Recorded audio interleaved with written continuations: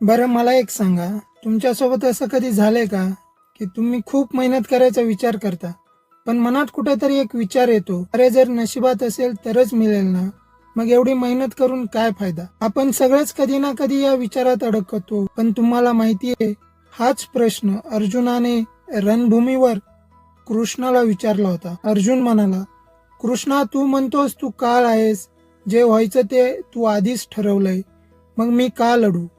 माझ्या लढण्याने काय बदलणार आहे?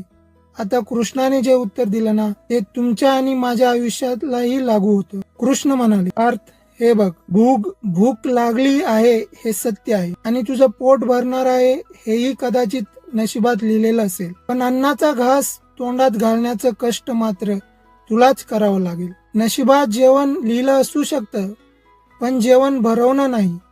मित्रांनो, याचा साधा अर्थ असा की तुमच्या नशिबात कदाचित खूप मोठं यश लिहिलं असेल, पण त्या नशिबाच्या पाठीवर एक छोटी कंडिशन असू शकते. ती अट म्हणजे जर तू मेहनत केलीस तरच तुला मिळेल. विचार करा, जर अर्जुनाने लढायचं नाकारलं असतं तर विजय तर झालाच असता, कारण तो कृष्णाने ठरवला होता.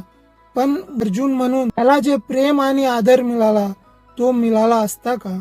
नक्कीच नाही. म्हणून नशिबाच्या नावाने खडे फोडण्यापेक्षा स्वतःच्या मनगटावर विश्वास ठेवा, कारण तुमचं नशीब हे तुमच्या कर्माच्या सावलीसारखं असतं.